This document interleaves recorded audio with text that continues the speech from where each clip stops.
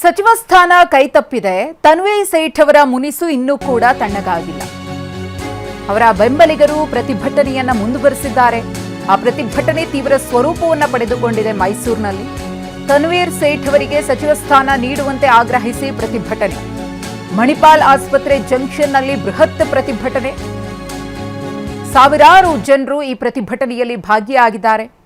ತನ್ವೀರ್ ಸೇಠ್ ಪರ ಬೆಂಬಲಿಗರಿಂದ ಶಕ್ತಿ ಪ್ರದರ್ಶನ ಆಗ್ತಾ ಇದೆ. ಸಚಿವ ಸಂಪುಟ ವಿಸ್ತರಣೆ ಆಗಿದ್ದು ಆಯಿತು, ಶಾಸಕರು ಸಚಿವರಾಗಿ ಪದಗ್ರಹಣ ಮಾಡಿದ್ದು ಆಯಿತು, ಇನ್ನೇನು ಖಾತೆ ಹಂಚಿಕೆಯ ಘಳಿಗೆ ಹತ್ತಿರ ಬಂದಿದೆ. ಇದರ ನಡುವೆಯೂ ಕೂಡ ತನ್ವೀರ್ ಸೇಠ್ ಅವರಿಗೆ ಸಚಿವ ಸ್ಥಾನವನ್ನ ಕೊಡಬೇಕು ಅನ್ನೋ ಕೂಗು ಜೋರಾಗಿ ಕೇಳಿ ಬರ್ತಾ ಇದೆ.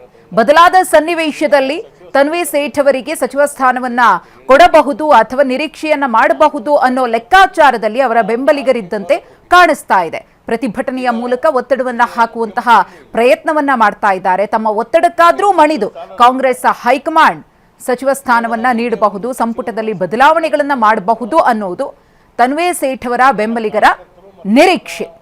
ಆದರೆ ಅದು ಎಷ್ಟರ ಮಟ್ಟಿಗೆ ಫಲ ಕೊಡುತ್ತೆ ಅನ್ನೋದು ಗೊತ್ತಿಲ್ಲ.